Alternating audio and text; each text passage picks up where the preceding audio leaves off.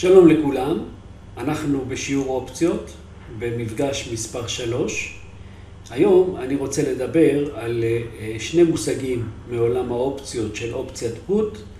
אחד זה מועד מימוש, expiration date, ולהמשיך לדבר על הנושא של striking price, שזה למעשה מחיר מימוש. אז אם אני לוקח למשל את מניית טבע, שכפי שהשתמשתי בדוגמה הקודמת, והמחיר שלה הוא $20 היום, נניח שהיום אנחנו בתאריך 20 לאוקטובר 25. אני יכול לקנות אופציות לתאריכים שונים, כיוון שעד התאריך יתבצע חישוב של האם הפסדתי או הרווחתי בגין רכישת האופציה. אז למעשה אני קונה ביטוח מפני ירידה של מחיר המניה. עכשיו, אם אני קונה ביטוח, אני צריך לשאול באיזה מחיר אני רוצה לקנות את הביטוח, לאיזה מחיר מימוש. האם אני רוצה לקנות במחיר של נאמר $25, כלומר שאם מחיר מניית טבע ירד מתחת $25 אז אני ארוויח, או אם אני רוצה לקנות במחיר של $22 לדוגמה, או אם אני רוצה לקנות במחיר של $18.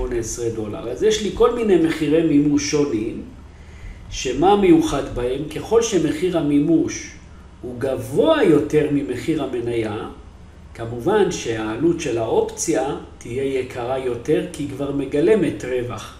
אז למשל, לא יהיה מצב שאני אקנה אופציה של מחיר מימוש של $25 כשמחיר המניה הוא $20 במחיר שהוא פחות $5.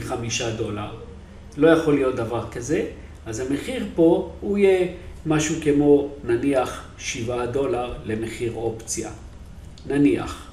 או אם המחיר של האופציה הוא 22 ומחיר המניה הוא $20, אז המחיר של האופציה לא יהיה נמוך מ$2. הוא יהיה נניח $2.8. זאת אומרת, יש איזה היגיון שאנחנו נדבר עליו כשנתמחר את מחירי האופציות. וכשזה $18, אז המחיר כבר הוא לא משקף רווח, הוא משקף את הזמן ואת העלויות האחרות שנדבר עליהן. אז פה למשל, אופציה כזו יכולה לעלות $0.6. אז יש לנו מחירי מימוש שונים. ככל שמחיר המימוש של האופציה נמוך יותר, אוקיי? 25, 22, 18, 16 וכך הלאה, מחיר האופציה יהיה נמוך יותר. דבר שני, זה מועד המימוש. מה זה מועד המימוש? לכל מניה יש למעשה אופציות לתקופות שונות.